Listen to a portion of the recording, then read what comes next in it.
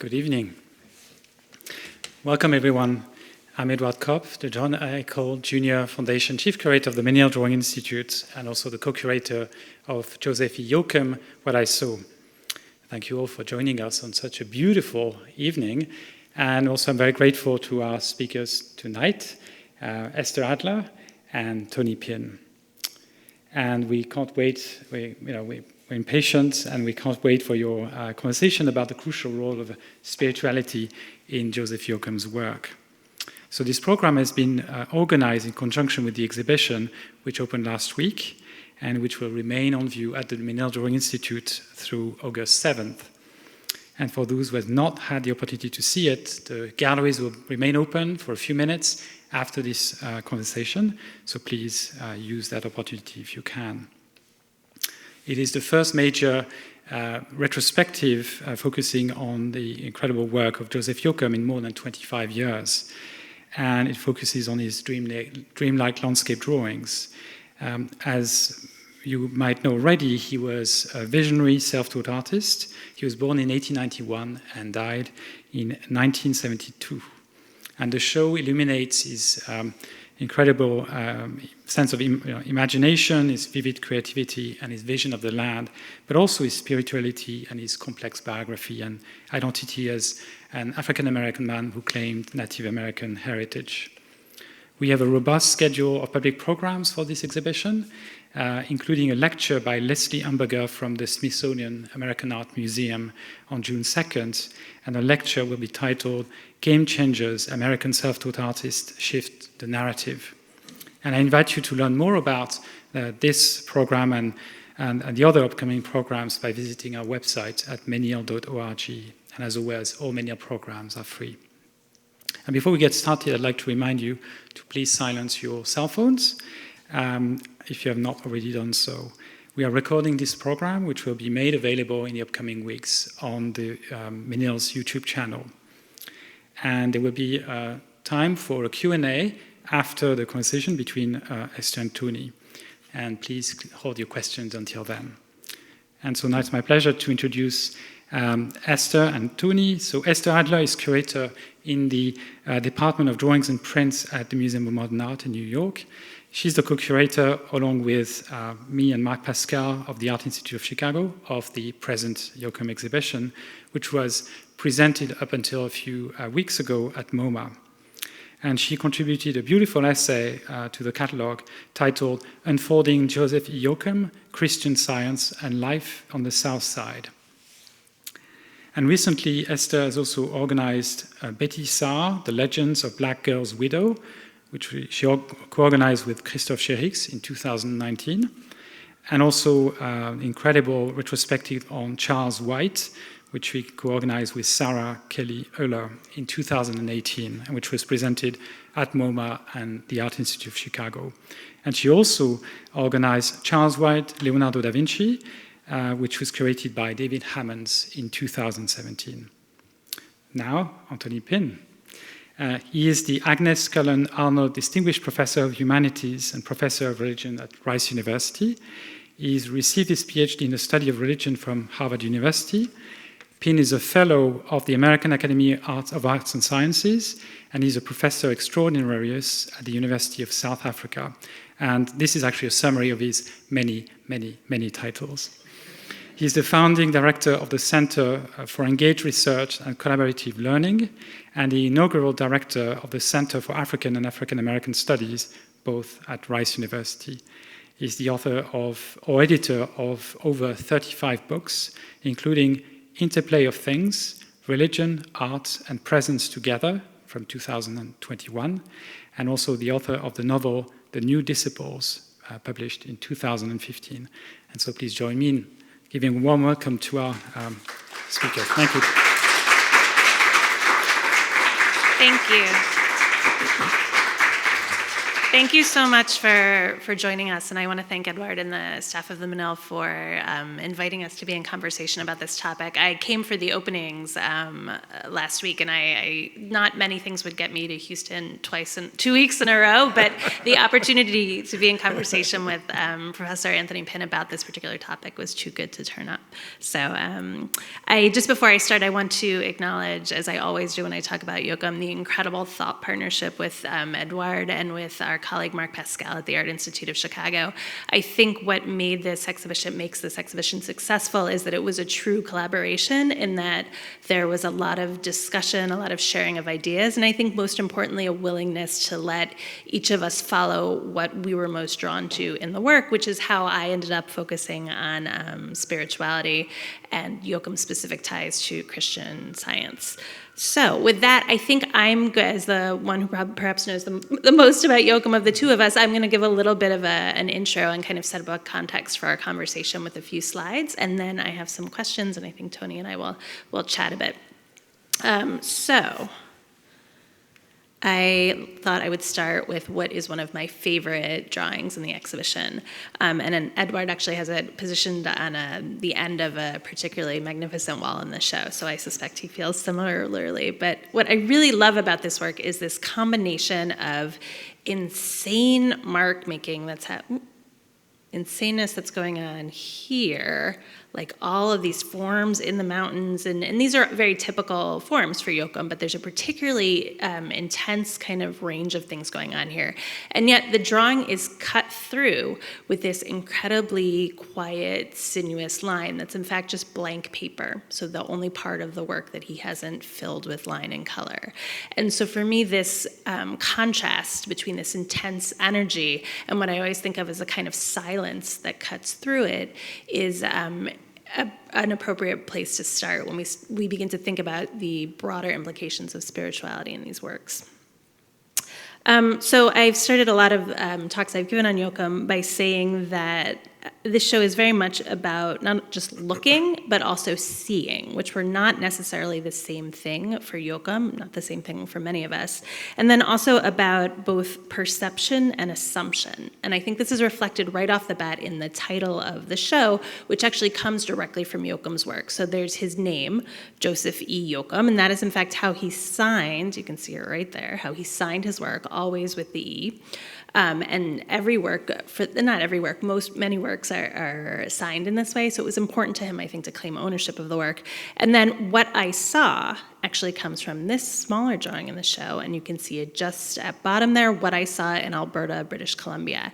And this is one of the very few works where Yoakum puts himself first person into the picture. This is what he saw. He's telling us that. And so this idea of agency and of claiming these places, these drawings as his own, was something that was really critical to our thinking about this show. Because so much of the scholarship on Yoakum has been about him as a person, him about his biography, his life, I'm always a little hesitant to show images of him, because in fact what we've been most interested in is the incredible work he made.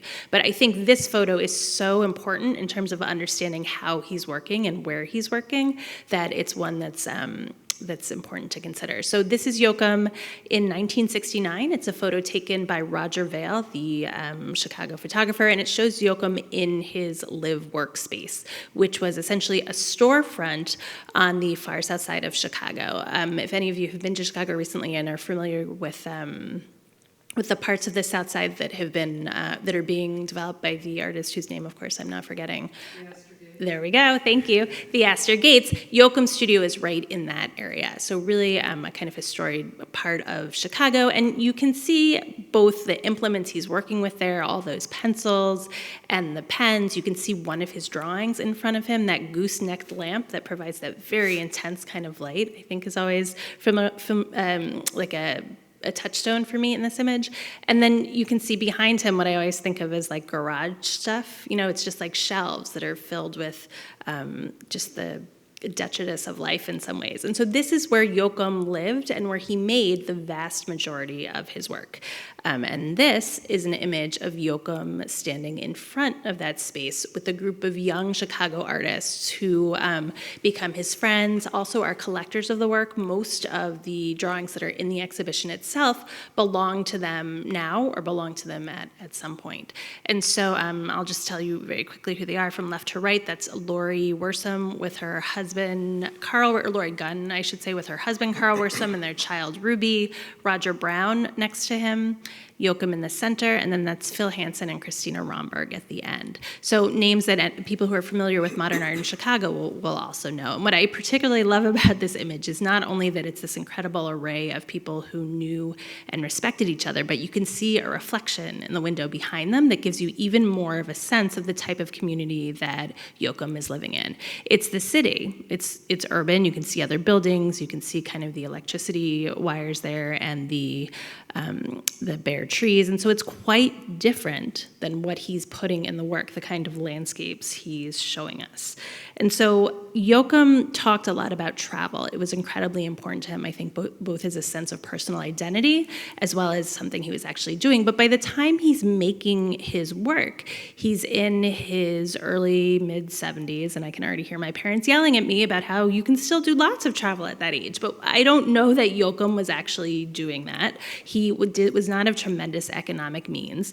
He may not, in fact, have been leaving this relatively small spot of Chicago and his studio and his storefront at this moment in his life. So thinking about that and thinking about where he's pulling the material from when he's making these incredibly far-flung and very alive landscape drawings, I think is something to consider. We know that in some instances, Yoakum was looking at very specific source material. This is a drawing that we had in the MoMA exhibition of the show. And it is of San Luis Obispo in California, which was a particular favorite spot for Yoakum for reasons I still don't totally understand. But this drawing is very clearly taken almost directly from what was essentially a real estate brochure map. So someone was selling plots of land in the Baywood Park subdivision, and you could buy a plot of land, and there was this lovely map to show you essentially where you could, own your home in relation to other things. So you can see, in fact, that, there's a tremendous one-to-one correlation in terms of the text that Yoakum includes here, in terms of the landscape forms.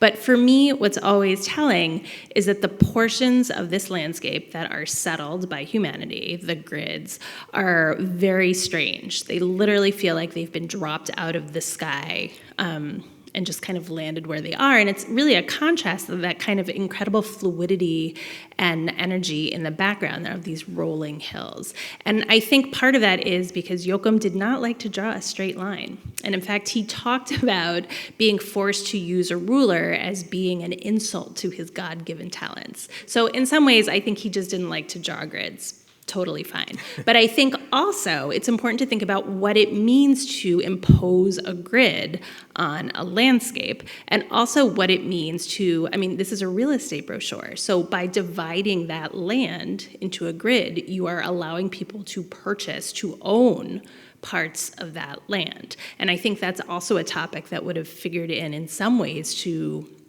Yoakum's thinking about these landscapes that he had had access to as a traveler, but would not for a number of reasons, partly because of life circumstances, because of economic reasons, but also certainly because of race. He would not have had the opportunity to own in that kind of way. I also think there are larger points to be made about Yoakum's feelings about people in the natural landscape. And I particularly love this image of the Grand Coulee Dam in Washington. And there are, in fact, 3 images of this dam in the exhibition. This is just one to show you. And I put in a little Wikipedia image just to show you how massive the Grand Coulee Dam is. It is a gigantic concrete construction in Washington state. And a dam, I think, as much as any kind of human interaction in the landscape, is almost an insult to nature. You're literally cutting into the earth and moving forces around in order to shape natural flow of water. And yet, Yoakum depicts it literally as like a barely serrated edge cutting through the landscape. It's just something the water hits as it continues through the composition in that way. And I think that sense of these drawings as a healing of these forces that have kind of cut through the landscape is also something that plays into these larger ideas of both spirituality and also of agency, what Yoakum could do in these landscapes, in his mind, in his art, that he couldn't necessarily do in real life. This, thinking about, again, this interaction of people in the landscape, these are 3 images. Yoakum often repeated his subject matter. When he found a composition he liked, he would do it again and again. These are 3 images of Mount Cavalry. He, of course, has spelled cavalry 3 different ways, so you will not find them alphabetized all the same in the book. But they're all the same image. You can see the composition, they're repeated. This is, of course, the biblical site of Christ's crucifixion.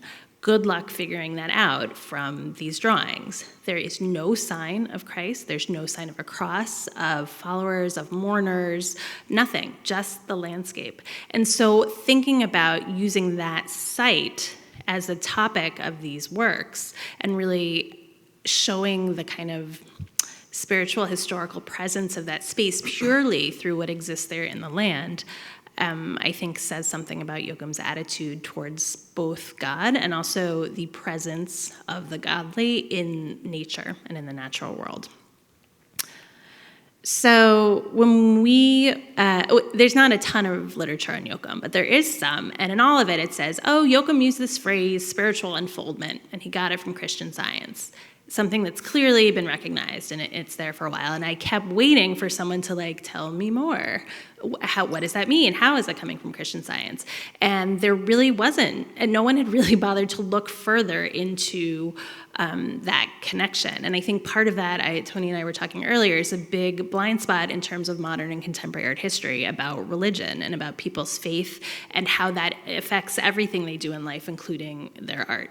So for Yoakum, the term spiritual unfoldment is something he used again and again. His primary collector, supporter, the curator who wrote most about him during his lifetime, Whitney Halstead, said it was something like a mantra. It's something he would say over and over again, in some ways almost as an explanation of what he was doing. And my drawings are a spiritual unfoldment. This is the first kind of major press that Yoakum gets for his first solo exhibition, which incidentally is in the basement coffee house of a church, which I think was a coincidence and not actually due to religious connections. But it's like a review of that show. And in it, Yoakum is famously quoted as saying, does he set out to draw paintings titled Mount Victoria on Bengal Bay near Chittagong, Pakistan? No, says Yoakum. The drawings are unfolded to me, a spiritual unfoldment. After I draw them, I have a spiritual remembrance and I know what is pictured. It's extremely rare to have Yoakum telling us what he's doing in his art in his own words. This might in fact be one of the only instances where that happens. And you see him talking from the very beginning about that idea of spirituality. He often credited God as the genesis of his artistic talents. He saw the work as a gift to God, a response to God. And the fact that he's taking this very specific language from Christian Science is, I think, still a little bit of a puzzle to me, even after having written this entire catalog essay about it. So that phrase, spiritual unfoldment, comes directly from the book we're looking at here, which is Science and Health with Key to the Scriptures by Mary Baker Eddy. It's referred to as the textbook in Christian Science, and it is, in fact, the key text to the religion that is paired with the scriptures. So at Christian Science Services, portions of this book are paired with portions of the Bible and read as part of that practice. And you can see all my little Post-it notes there of places where this term spiritual unfoldment emerges. This idea that's, I think, at the heart of Christian Science of matter, the physicality of what we see around us being false, and in fact, the truth, as it is proclaimed in this book, being what we see via God, through the eyes of God in some ways, is critical to how we think about Yoakum's work. I don't know that Yoakum would have expressed it this way or explained it that way. This book is tough to get through, even for me, and knowing Yoakum's education level and just the amount of time he would have had to spend kind of unpacking this. I wonder in some ways if he got the language, if there was something particular about that language that he was drawn to, if he was in fact friends with other people who are practitioners, or how in fact he landed at this, but we know that he owned this book. It was in his studio. We also know that there was a rich community of African-American Christian scientists in Chicago when Yoakum is there. And in fact, the largest African-American Christian science community was in Chicago at that time, which was not something that I knew having looked prior to kind of this project. And that's despite having spent a lot of time in past projects looking at communities of artists, of Black artists working in Chicago, and inevitably the intersections between those communities and different social centers that often included Black churches. So this was a surprise to me, and I think began to make me think about ways in which Yoakum would have engaged with specific religion, but also how he would have used the specificities of those religions to his own purposes, and to kind of shape the ways to help explain what it was he was doing in his remarkable work. So with that, I've talked enough, and I think we'll begin the conversation with Professor Pinn. And I thought, if it's okay with you, Tony, I would just start off with an early question. Go for it. Which is pretty much what one of the things I wrapped up here about. It's hard for, we know that Yoakum was not a registered member of the Church of Christian Science, and yet he uses this incredibly specific language. And I was curious what your thoughts were on artists, or really anyone in life, taking bits and pieces of very official, standardized religious practices and using them to their own ends. If you maybe had, I don't know, even other examples where that might have been the case.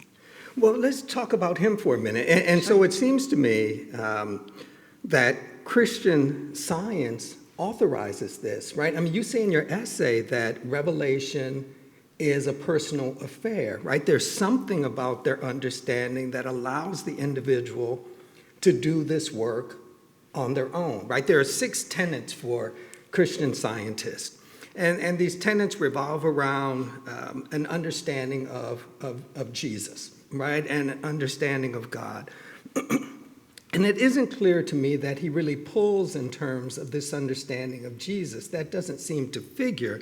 But the ways in which Christian scientists understand the relationship between God and the human seems compelling for him. And I don't think it's unusual for folks to kind of grab bits and pieces. This is what we do, right? If you think about religion as an effort to wrestle with the fundamental questions of human existence. Who are we? When are we? Why are we? What are we? And think about spirituality as a kind of deep awareness of, or sensitivity to, the tension between our circumstances, this horizontal sphere of life, and our ambitions, this vertical sphere of life. It seems to me this is what he's interested in.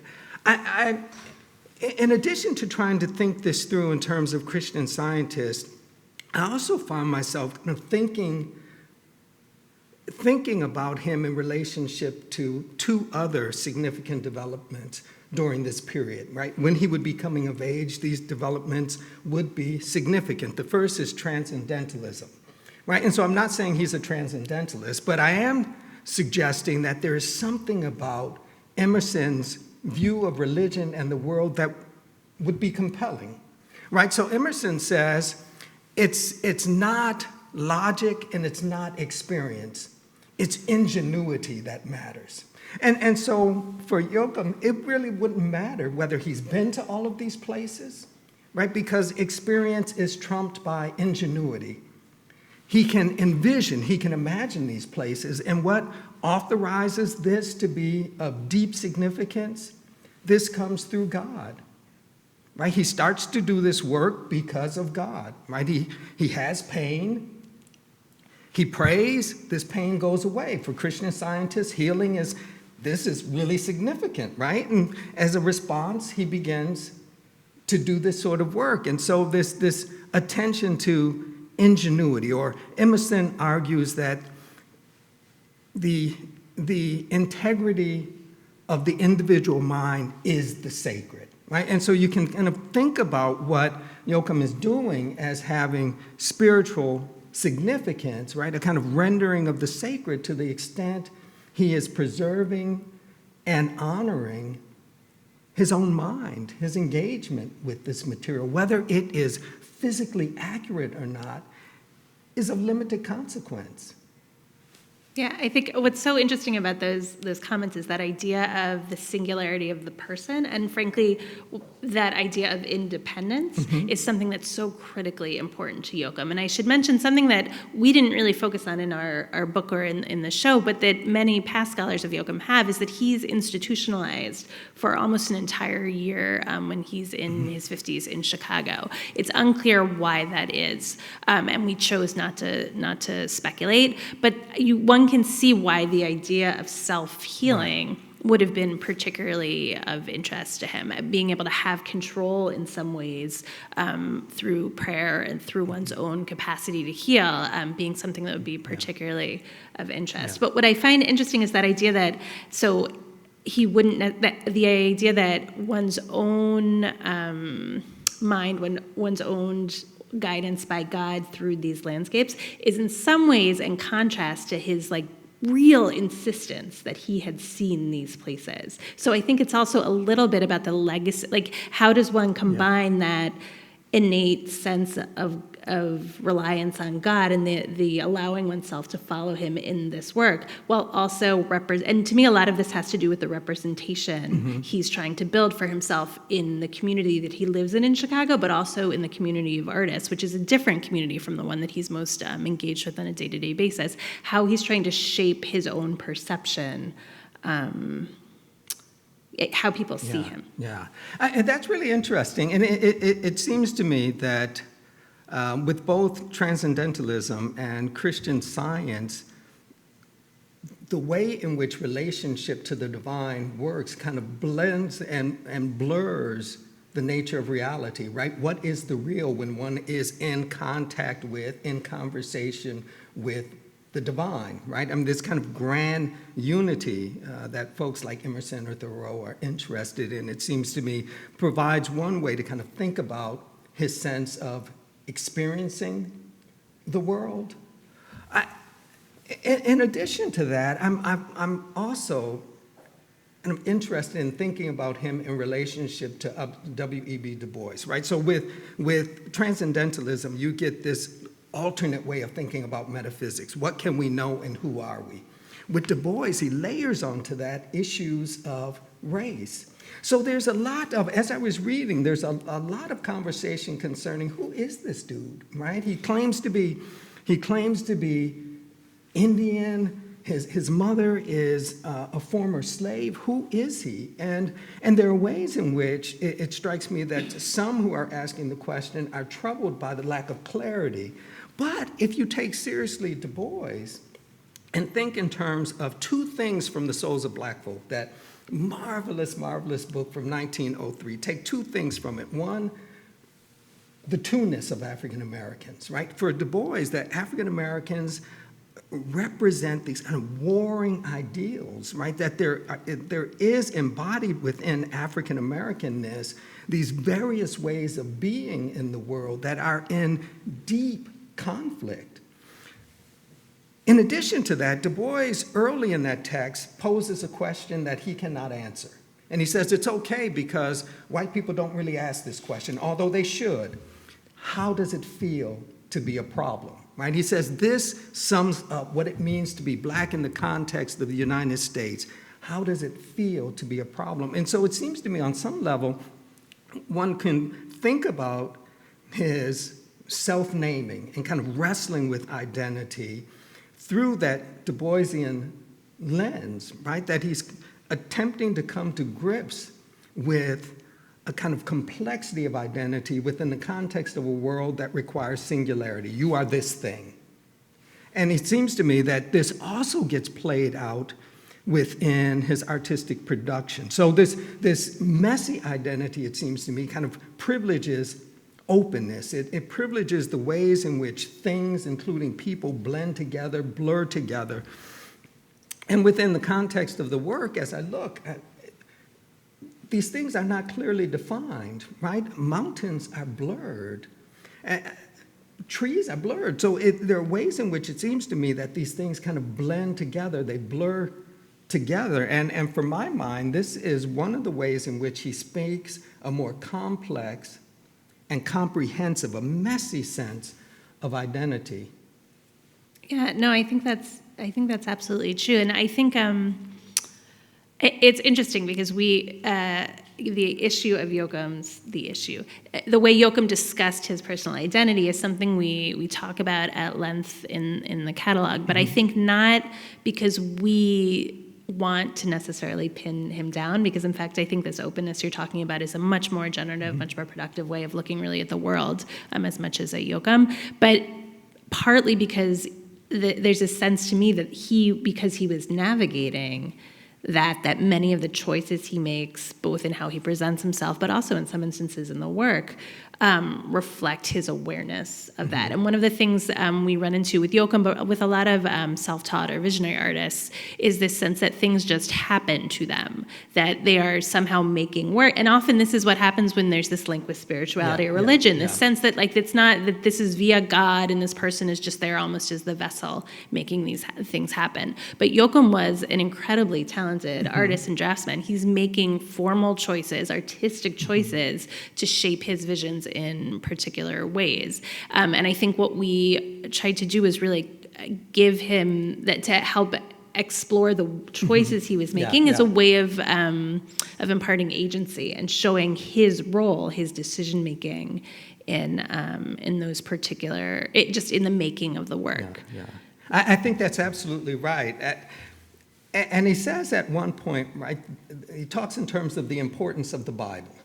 And for me, that means a couple of things, right? That on one level, I see similarities between the Christian disciples and the Prophet Muhammad and Yoakum. And I'm not saying that they function the same way, but there is a sense in which productivity becomes the only way to describe this deeper relationship, right? The Prophet Muhammad is told to recite. The disciples write. Yoakum is told to draw, right? That there is something about this, that these ultimate relationships, what matters most, right? This development of mind, right? As a Christian scientist, this development of mind requires this sort of productivity. And for me, that's meaningful. It also seems to me that what he gets from Christian scientists and what he gets from the Bible isn't necessarily a tremendous amount of content, right? How many of the drawings are really about religious scenes, but process. And I think in part this process for him, again, involves the way in which horizontal concerns are given a certain type of oomph, are given a certain type of description and meaning through this vertical engagement. That's fascinating. I hadn't actually thought of that in terms of, and actually maybe I'm just going to go back so we have a nice picture of an actual work here.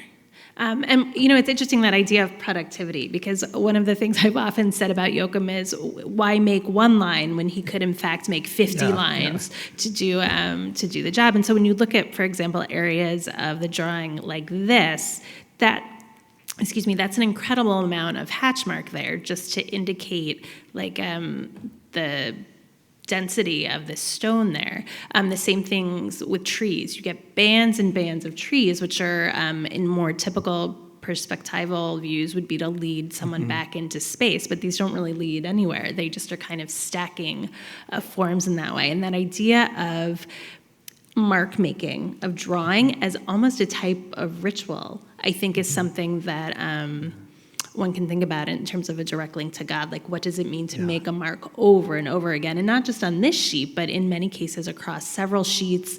There are estimates that he might have been making a drawing a day at certain points. So an incredible intensity of creation, of his own creation in these works. And he's in Chicago during a period of tremendous religious growth. He's not too keen on the Nation of Islam, but it's growing during this period. And it's actually right where he is, Yeah. several years out, yeah. Black churches growing. You've got a variety of forms of black religiosity that are developing and are producing during this period. And many of them are politically motivated, right? That this sense of religiosity, their theology, their ritual practices are meant to rethink the position of blackness and black life within the context of a death-dealing society. And one can argue whether or not Yoakum is political. My thing would be anyone who is a member of a despised group that disproportionately faces death, anyone who is a member of this group who turns around and creates is protesting. Now the question becomes, is this individual protest for the sake of the individual, or is this protest for the sake of the group? Either way, it seems to me he is protesting. And I think even with this image, for me, there's a matter of protest here. If you think in terms of the map, right? Maps tell lies, right? That maps, we learn as much from a map about what is missing, how things are warped and deformed. Think of the way in which the continent of Africa for so very long was depicted. That was a lie, right? That is inaccurate, right? So maps tell lies. It seems to me that this is something of a protest. It is an assertion of self to say, I don't have to abide by the way in which this geography is typically presented. I will present it for myself. Well, and in fact, when he was asked or pressed on the topic of why the works didn't look like what people thought those places looked like, it was never the work that was at fault. It was always the viewer who was at fault. You're not looking in the right place. You didn't see it in the right way. So no, I think that's spot on. And that's marvelous, right? And I'll go back to transcendentalism, right? The idea is you have to do this work for yourself. You have to develop a relationship to the universe on your own, right? So Emerson gives this huge speech in 1838 in Divinity Hall at Harvard Divinity School, in which he argues one has to acquaint oneself with divinity firsthand. You've got to do this work for yourself. And so I hear echoed in what Yoakum says, the same sort of sensibility. You have to do this work for yourself. If you don't recognize it here, look again.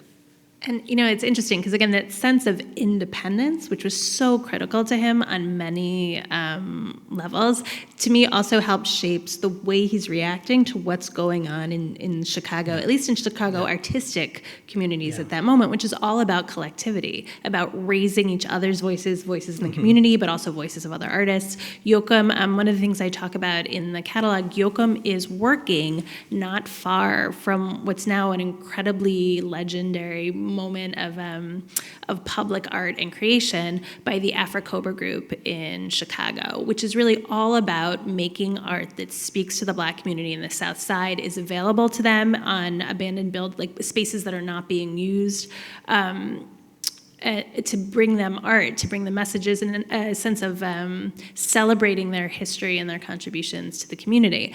And Yoakum, on the one hand, is completely unaware of this, and some of that may, I think, have been due to age and due to economic circumstances, but I also think even if he had known about it, it probably would not have been his scene. Like for him, again, that idea of that very individual vision, this is work one has to do on its own. It's not something that you're going to get by working on this mural with 6 other people, I think is really critical. And the integrity of one's own mind, right? So I look at this and there is movement.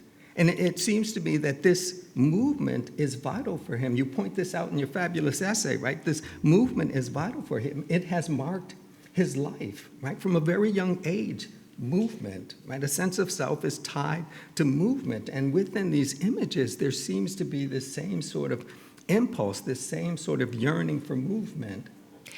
With that, I wonder if we could talk a little bit about sound.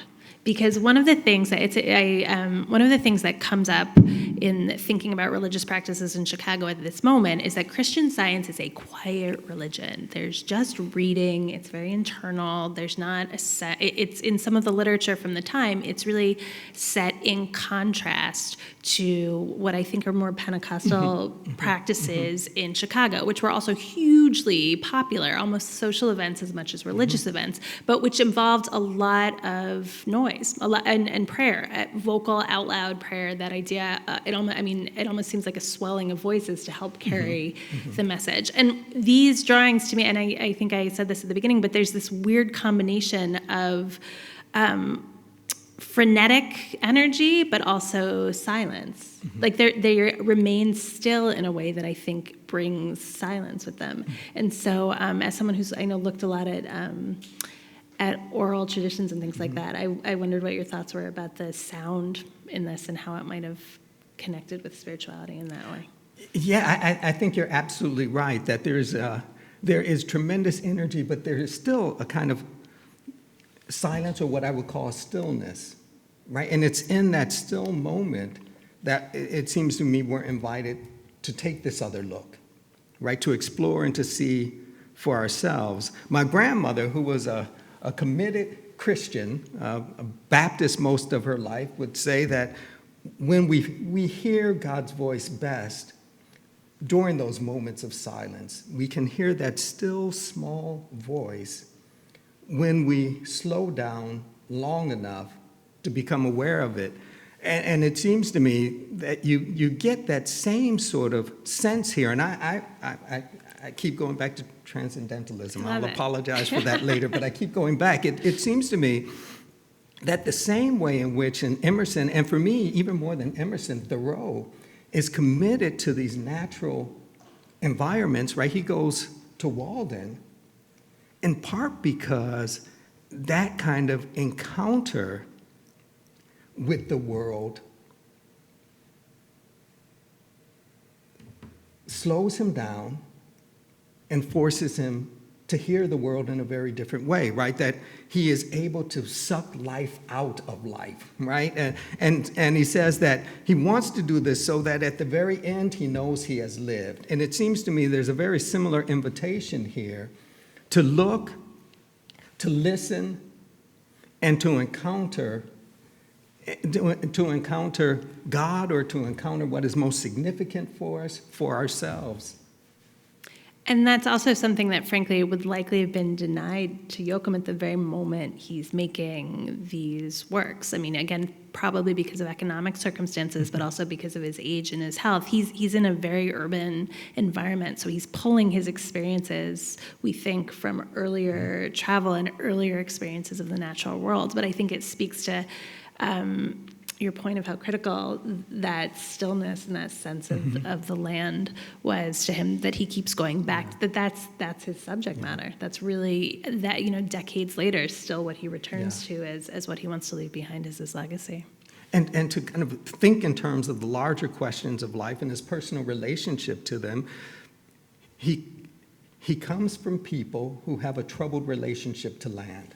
Right, who have been defined in horrific ways in relationship to land. And so I also sense in this an effort to kind of wrestle with that, to think through it, and in some ways, in exposing himself to this land and forcing himself to wrestle with it, heal. I've completely lost track of time. How are we doing, Edward? Did we want to open it up to questions? I certainly have more, but I don't want to hog the whole panel. In this drawing here, it looks like he stamped the date. Yeah. He actually do that. Yeah, so there's good stories about Yoakum and dates, and I should say that the editor of the catalog was the real champion here in terms of going through every single work and making sure that what we decided we were going to do with dates was then reflected in the materials for the show. So Yoakum dates his works in a number of ways. Sometimes he sometimes he doesn't date them at all, and you can kind of tell when something was made based on the size of the paper it is, or how complex the composition is, or in some instances what media he's using. There are some instances where he actually writes the date on the work itself. And again, that is, I think, just as with his name, just as with that first person claiming of the view, a way of telling you that this is something from him that happened at this date, and a claim of ownership in that way. And then sometimes he uses the date stamp. I think Yoakum was very interested, almost on the opposite end of the spiritual spectrum, in the business end of art. So, like, sometimes he writes copyright on things. It's not clear that he didn't file for copyright. It's not, but that sense of ownership, and I think a rightful sense of distrust of both the art market and the people who would be able to see the work. So he's into that kind of officialness, and I think the date stamp is part of that. But there are lots of stories of artists who were buying works from him being like, oh, this one isn't dated, and him just picking up the stamp and like stamping it right there. And then sometimes he would complain that I think his studio was a relatively welcoming place to children in the neighborhood. So the kids would come in and they would play with the stamp, and so then the date would be off. So some of the stamps you have to take with a grain of salt. We have a drawing in MoMA's collection that I think is stamped 1958, and we think that's it's a pretty complex work also, and we think that's well before he started practicing in this way. So, but yes. And it's interesting because what the pleasure of working on this project was that we both got to dig into these very minute details, like what types of pencils Yoakum was using, and his color palette, and the date stamp stories, while also doing this kind of broader thinking about spirituality and relationships with God and things. So my hope at this show, I hope, will really just be a springboard for lots of other projects in different contexts of ways of seeing Yoakum. I have a mic here. If anybody has a question, just raise your hand. There you go. Well, thank you both for this very rich conversation. And I have a question about toponymy, so the actual naming of the places and the landscapes. And it's possible a religious and spiritual meaning, like in a sense of I'm not very familiar with religion theory, but in many religions you have the naming of places, and in a way it's shaping the image. And I think it could happen twice in the images we just saw. Like this one, for example, the mountain Anaconda is probably also a snake-shaped landscape. And the Calvary also, if I'm not wrong, the Calvary Mountain was named this for the resemblance to a skull, and the skull under the brain section is a form coming like frequently in the landscape. So I was curious about this possible, and also his obsession of naming really also technically some of the landscapes. Well, I think and actually, Tony, I'm very curious as what I think you'll have a much broader answer than me. For me, part of that sense of naming, again, is with this idea of legacy building on his part. He wants you to know not only that he made this work, but that he saw that place. He went to that place. And I think part of that is, again, both the sense of pride in what he was able to accomplish as a person in the world during what would have been like an incredibly difficult time for African Americans, like the fact that he was able to travel that widely and see that kind of wide range of the earth was something that was important to him and something that he wanted to emphasize again and again in the work. But I'm sure you're right that there are also kind of broader implications about the naming of places and that kind of almost ritualistic tendency to be like, this thing happened here. Yeah, he lives in the context of a community with religious traditions who value proper naming, right? So the Nation of Islam, he is opposed to it in a variety of ways, but there are some clear relationships. They would understand the presence of a spaceship, right? This is part of their theology as well. They would understand that, and they're deeply committed to things being named properly. Part of the problem for African Americans in the context of the United States is they have been improperly named. And so he's part of this larger tradition of naming. It also seems to me, to the extent that he is interested in the Bible, it's his big book, yeah? What you get with most of these images revolves around, if you take Genesis seriously, right? First creation in Genesis, you have a privileging of the first 4 days. Right? During these first 4 days, you've got the creation of land, you've got the creation of water, you've got stars and sun. And how does this happen?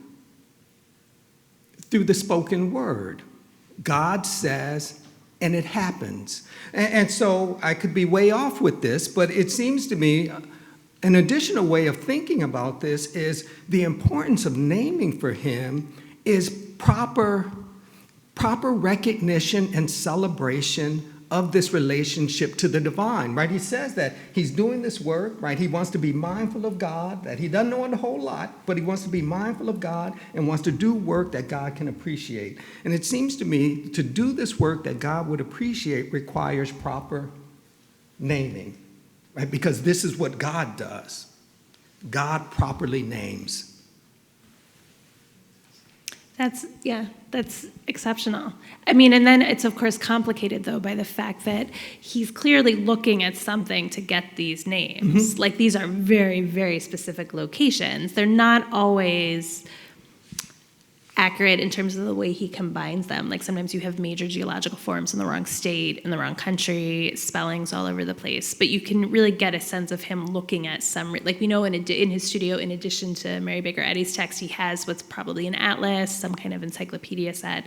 So he is going to find these names. But yeah, that sense of officialness, that this is in fact the proper name because it's in another source that he's then getting it from. And that's interesting to me, right? Basquiat crosses out, Yoakum misspells, right? And so for me, that is powerful on a variety of levels. One, it seems to me embedded into this creativity, this demand to be recognized, right? To recast the world in a way that makes sense to him is also a critique of the Western world. Right, if you think in terms of the English language as a way to shape, to name, to control. There are no Negroes prior to the period of enslavement, right? That this is a use of language that is meant to warp and deform. From my mind, one of the things that might be happening with this misspelling is an implicit critique of this Western world and the way in which it names, the way in which it carves out. It's not just the image that brings into question the ways in which the Western sensibility depicts the world. It's this use of language, this warping, this signifying of language through misspelling that also speaks a different word. And I mean, to what I hope is our credit, we kept all of Yoakum's words, his spell, like what we put in the labels, what we put in the book is what he put on the drawing. And we get asked all the time, is this really right? I put it in Google, it's not spelled this way. But I think, yeah, that idea of his word as being the word one should follow through the show was important to us. Sorry. Do we have a sense, this was kind of a question that was implicit in your conversation, do we have a sense of whom Yoakum anticipated his audience to be? You said, you kind of alluded to this anecdote where he's like correcting an interlocutor who sees something different in a drawing and he sort of chastises that person. I'm wondering in the context of his spirituality, right, if you're a mystic, right, and you have a vision, not that he claimed that, but you would sort of only write it, for a specific audience, maybe it's the cloister or something like that, like you would intend that. He's also obviously very interested in the business side of it. I'm sure he wanted to sell some drawings. But I'm just wondering if we know more about, did he ever talk about, what function this sort of served? Was there kind of was it supposed to be spiritually instructive for people? Do we know more? Yeah, it's interesting because it shifts over time. So the way Yoakum's work is discovered, which is not a word I really enjoy using, but the way his work comes to the attention of the larger art world, which is frankly what makes it possible for us to do a show like this today, is because he hangs the drawings on a clothesline in his window. And so that is the first way he is presenting this work to the world. And you don't do that if you don't want people to see the work. So he doesn't, I think, I think the way in which the work is framed comes from the art world, the art market. It's not clear to me that he would have thought of these things as having value, as being specific visual art statements, but clearly it's important that he's making them and he wants them to be seen. So that is kind of the first way they enter the world. And again, knowing that he's living on the South Side, this was a community that would have been predominantly African American, that would have been his audience. The way the work changes from there is a well-meaning anthropology professor walks by, sees the work in the window. It reminds him of some non-Western culture, and he talks to his friend, the priest at the local church, who also runs a coffee house, and says, these works are great, we should do a show. And they literally pin them to the wall, and the story kind of goes on from there. Yoakum's signed to a gallery pretty quickly thereafter. He has there's a contract situation that goes awry, so he loses some of the work. But in some ways, the art market / commercial situation invades the work, and it's interesting to think about how that might have shaped his making practice and how he would have made the work available. I don't know if he was still showing it in his window, like that when the artists who knew him, and so essentially the group of artists who come to be his major collector supporters are not part of the community where he's living. They are coming from the University of Chicago, the School of the Arts of Chicago, from other areas to where Yoakum is living to visit him, to see the work, and to purchase the work from him when he'll agree to it. So their perception, that idea that he could make money from this work, that people wanted it and would buy it, I think may have shifted his own thinking about it, and that's where the business side comes in. And it's interesting because you have a lot of these artists talking about, like, how he's always asking for lists. How many works do you have? He was also often asking people he trusted to sell the work for him. Like, these artists become collectors, but they're also friends, and one of the arguments we make in the show is they really help him navigate what's a hungry art world. So he's often asking them to sell things for him, he'll give them a certain amount of commission, but he's always asking for lists. What do you have? What have you sold? What are the prices? And we have notes between the artists themselves being like, he's so paranoid about this. What does he think is going to happen? But of course he would be. Who wouldn't be in his position? Extremely, I think, realistic, not paranoid about about being taken advantage of in that way. So it feels like the direct, as you were saying, like the direct opposite of what are the spiritual kind of personal, meaningful connections here. But it was something that, shapes the way the work enters the world in that way. Can I ask one more question? Do we know if he traveled at all? Did he ever get on an airplane? Did he go on trains? Did he have a car? So he went to Saudi Arabia, Syria. No, he didn't. No, that's what he's depicting. He's saying that. No, I know, that's what I mean, the artists yeah. all over the world. So every continent but Antarctica, we would tell you. So this was another thing we had to think, as art historians, as scholars, you want the document, right? You want the thing in the archive that's like, he was here. And I think increasingly many of us, certainly better thinkers and scholars than I, are realizing that just because it's not in the archive doesn't mean it didn't happen. In fact, some of the most extraordinary things that you're looking for that kind of proof for exist through stories, through traditions, through things that you're not going to find, that have been kept out of the archive on purpose, essentially. So Yoakum said that as a child, he ran away from home and essentially started working with traveling circuses. He would have been a young black man. He would have been doing mostly probably hard labor, like taking care of the animals, cleaning things, moving this stuff on and off of the train. So they didn't keep records of people like that. So we don't have anything that shows, for example, that he was necessarily working with the places that he says he was. However, his knowledge of those places was extremely accurate, and the places that he made drawings of can be found on the logbooks of the like the Ringling Brothers Circus. These were major events. They traveled across the U.S. He was drafted into World War I. He definitely would have fought in Europe. So it seems quite plausible that he did, in fact, see lots of the world, that would have been something that was important to him, and something he would have prided himself on. And we chose at a certain point to publish what we could document and to take him at his word for everything else. And that felt like the right mix of research and also, I guess, our own faith in the artist and his vision. I like that. It seems to me there are two questions related to travel. Did he travel? That's one question. The second, why is the claim of travel significant for him? And I want to keep in mind that he is one generation away from enslavement, right? His mother was a slave. Part of that predicament involves confinement, personhood restricted by confinement. If nothing else, the ability to move, right, to see and to explore is a statement of personhood that was unavailable to his mother, right? That there's something about this that is deeply significant, I think.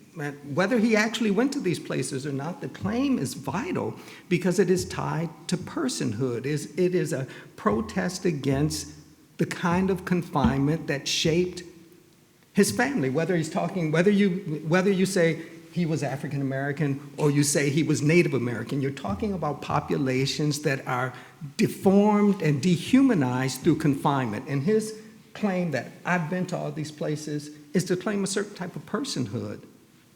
Yeah, and I think that's really what you're seeing in all of the work, that sense of asserting what he wanted that personhood to be. Yeah, exactly.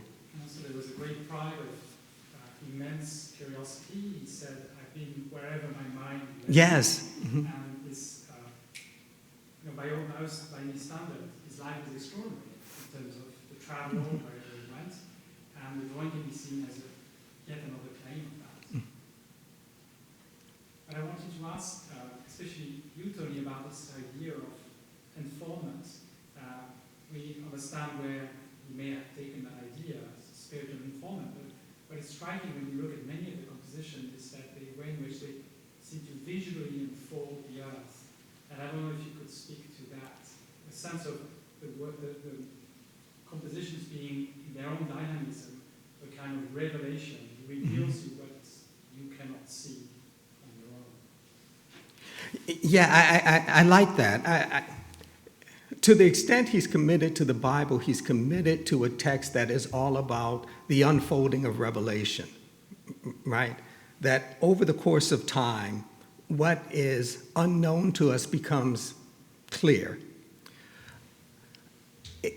I want to kind of think about this in terms of the kind of apocalyptic dimensions of the biblical text and that kind of unfolding. It seems to me within the context of these images, you get this sort of reimagining of space in such a way to allow it to speak a different type of reality, that mountains force us to think differently, right? The ways in which these move, the blurring, forces us to think about what is real in a very different way. His combining of things that should not be together, the spaceship, right? It seems to me also along this apocalyptic line, what you get in the book of Revelations, for example, in the Bible, this coming together of bizarre possibilities forces a different type of questioning. What's happening to us and with us? And this is a kind of slow unfolding, and it seems to me this is one of the reasons that it is vital for him that people actually look, because this kind of realization comes slowly.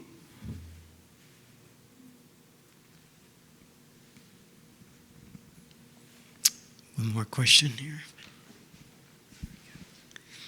Thanks to you both. I want to go back to something I heard in passing about the contemporary art world sort of glossing over or having a blind spot about religion.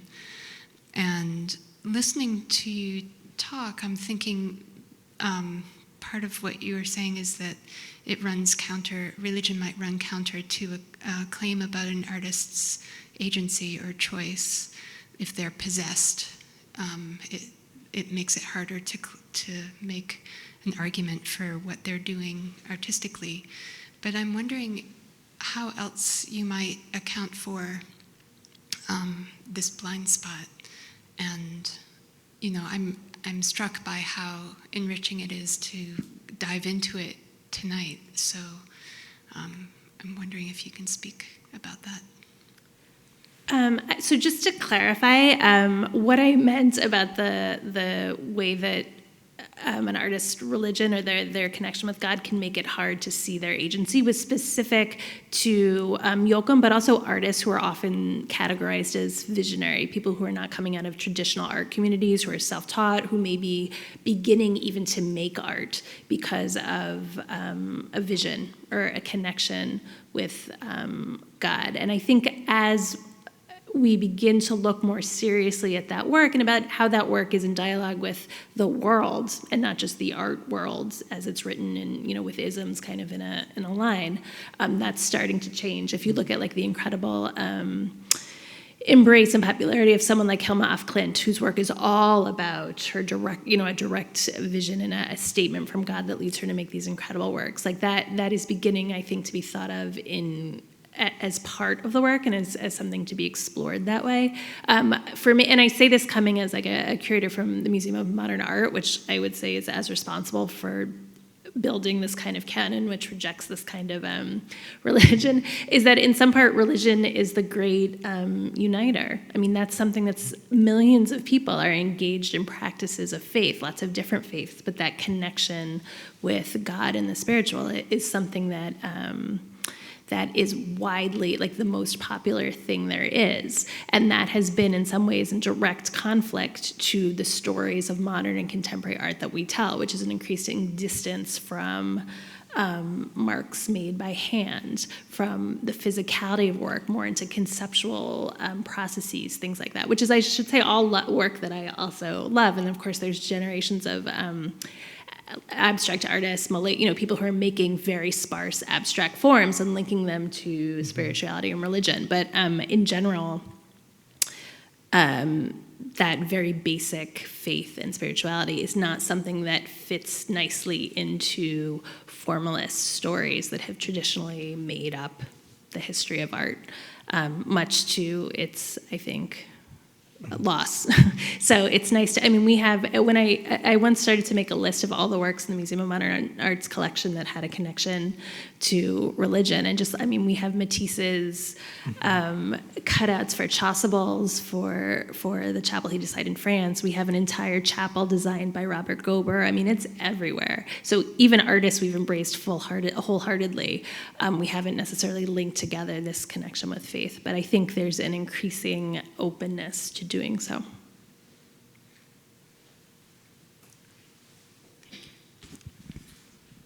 Thank you so much. Just want to remind everybody the show's open as well. Tony, what a pleasure. Thank you so much. Oh, it was a joy. Thank you. Thank you.